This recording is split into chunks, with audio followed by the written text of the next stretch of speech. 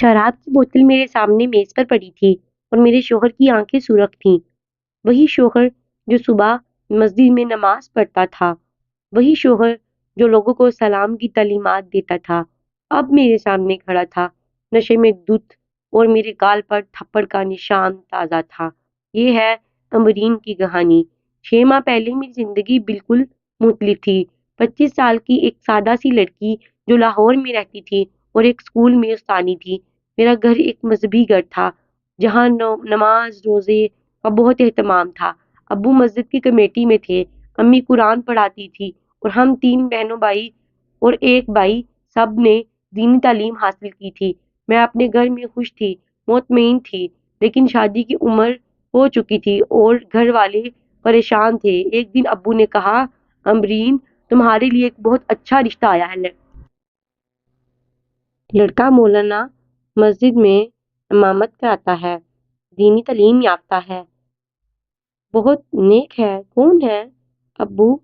میں نے پوچھا۔ مولانا عدنان ہے، شاہ درہ والی مسجد میں امامت کرواتا ہے۔ بہت اچھا نام ہے ماشاءاللہ ان کا۔ ابو نے فخر سے کہا۔ ہفتے بعد وہ لوگ ہمارے گھر آئے۔ مولانا عدنان کے ساتھ ان کے والد بھی تشریف لائے تھے۔ ان کے والد بھی مولانا تھے اور چھوٹا بھائی بھی حافظ قرآن تھا۔ پورا خاندان دیندار لگ رہا تھا۔ عدنان کو میں نے دور سے دیکھا، لمبا قد، داڑھی، نیٹ ٹوپی، سفید کرتا پاجامہ، بہت سادہ لگ رہا تھا۔ ان کی آواز نرم تھی، بات کرنے کا انداز شائستہ تھا، اور جب انہوں نے قرآن کی تلاوت کی تو سب مسحور ہو گئے۔ ماشاءاللہ، بہت اچھا لڑکا ہے، امی نے کہا۔ بالکل ٹھیک ہے۔ امبرین کے لیے ابو نے بھی اتفاق کیا۔ مجھ سے پوچھا گیا کہ میں راضی ہوں۔ میں نے دیکھا عدنان نیک لگ رہے تھے، دیندار تھے، ایسے شوہر سے بہتر کیا ہو سکتا تھا؟ میں نے ہاں کر دی۔ کچھ ماہ بعد ہماری شادی ہو گئی۔ بہت سادہ شادی تھی۔ مسجد میں نکاح ہوا، ولیمہ بھی سادہ تھا، کوئی گانے نہیں، کوئی رقص نہیں، بس دعائیں ہی دعائیں تھیں اور قرآن کی تلاوت تھی۔ میں خوش تھی کہ مجھے ایک نیک شوہر ملا ہے۔ رخصتی کے بعد جب میں عدنان کے گھر پہنچی تو دیکھا گھر چھوٹا تھا لیکن صاف ستھرا تھا۔ سادہ فرنیچر تھا، دیواروں پر قرآنی آیات لکھی ہوئی تھی، اور ایک کونے میں کتابوں کی الماری تھی جو دینی کتابوں سے بھری تھی۔ پہلی رات عدنان نے بہت ادب سے بات کی۔ امبرین، میں چاہتا ہوں کہ ہماری زندگی اسلام کے مطابق ہو، ہم دونوں اللہ کی راہ میں چلیں۔ انہوں نے کہا، جی بالکل، میں نے جواب دیا۔ اگلے کچھ دن بہت اچھے گزرے۔ عدنان صبح فجر کی نماز کے لیے مسجد جاتے، پھر واپس آ کر قرآن کی تلاوت کرتے، پھر ناشتہ کرتے اور دوبارہ مسجد چلے جاتے۔ ظہر کی نماز کے بعد گھر آتے، کھانا کھاتے، آرام کرتے، پھر عصر، مغرب، عشاء کے نمازیں مسجد میں پڑھتے اور رات کو گھر آتے۔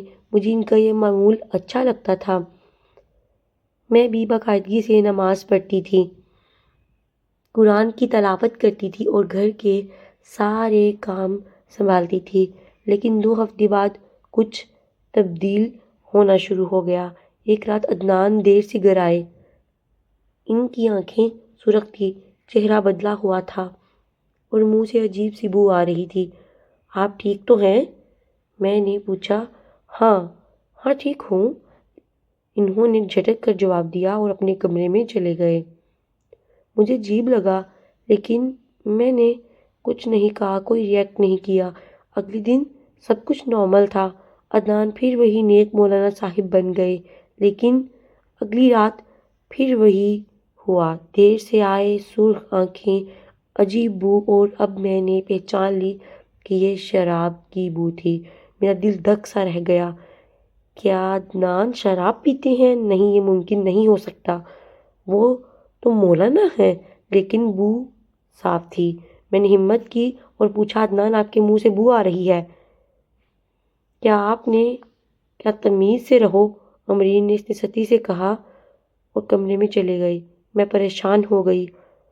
اگلے کچھ دن میں نے غور سے دیکھا، صبح کو عدنان بالکل نارمل ہوتے، دن میں مسجد جاتے، لوگوں کو وعظ کرتے، لیکن رات کو جب گھر آتے تو بدلے ہوئے ہوتے۔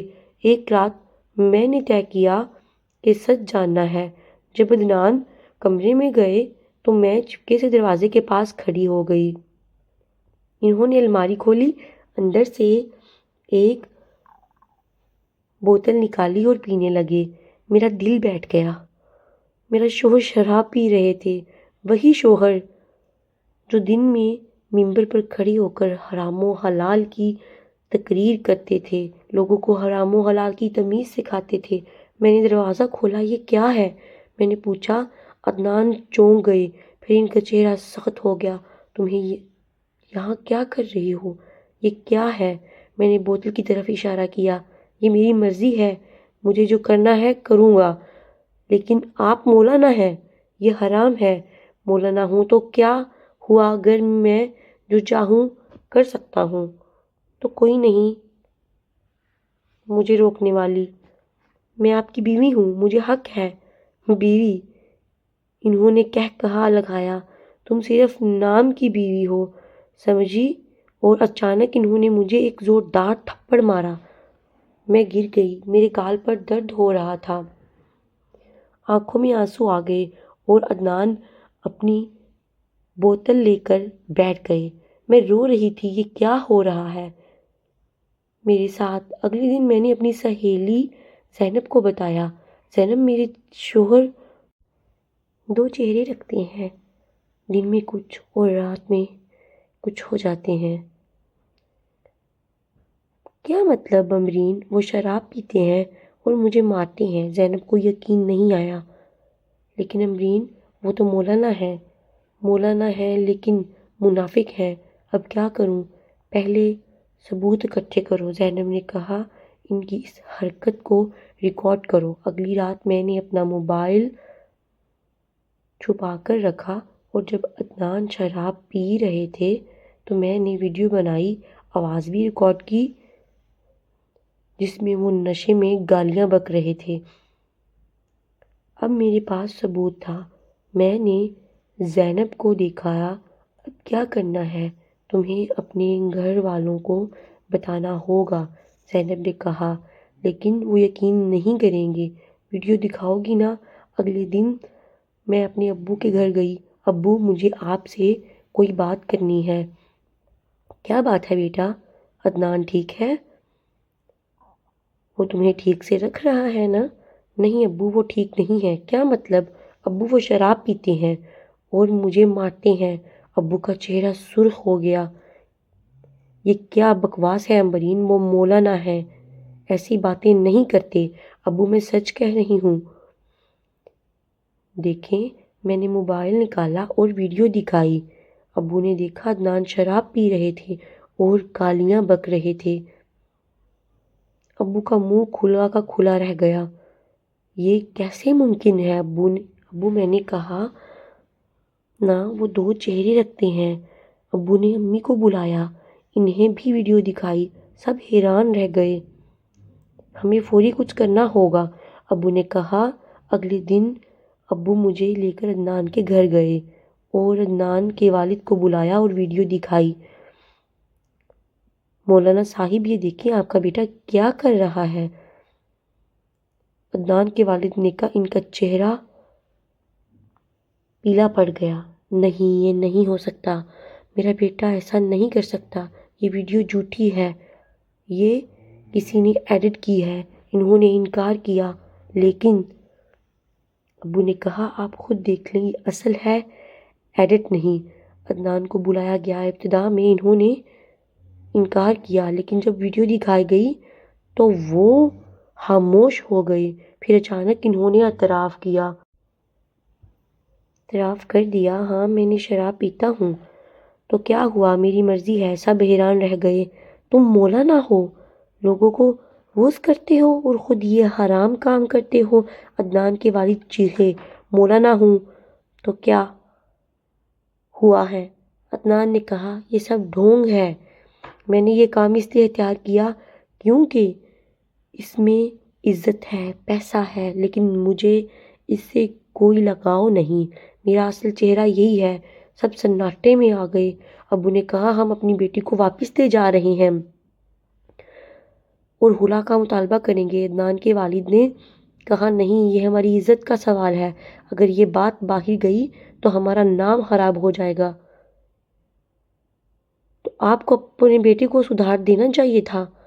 ابو نے کہا، ہم نے عدنان سے خلا لے لیا، لیکن عدنان کے خاندان نے شرط رکھی کہ یہ بات کسی کو نہیں بتائی جائے گی، ورنہ وہ ہمیں نقصان پہنچائیں گے۔ ہم نے خاموشی اختیار کی۔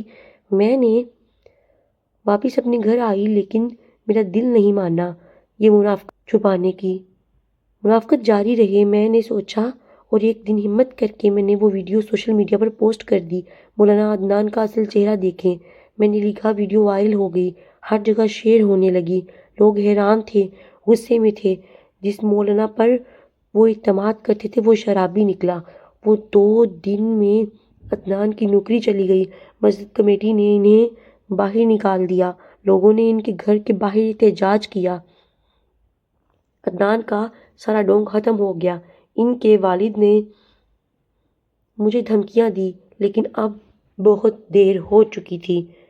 سچ سامنے آ چکا تھا۔ آج 6 ماہ بعد دوبارہ اسکول میں پڑھا رہی ہوں۔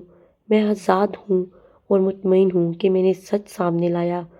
زینب نے ایک دن کہا، امرین، تمہیں ڈر نہیں لگتا کہ لوگ کیا کہیں گے؟ لوگ کہیں گے کہ میں نے اپنے شوہر کو بے عزت کیا۔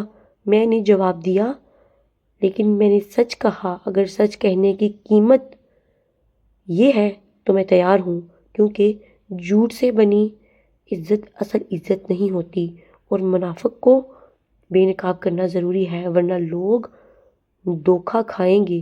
آج میں خوش ہوں کہ میں نے وہ کیا جو صحیح تھا، حالانکہ مشکل تھا، اور میں نے سیکھ لیا کہ 2 چہرے رکھنے والے کتنے بھی نیک لباس میں ہوں، ان کی اصلیت ایک دن سامنے آ ہی جاتی ہے۔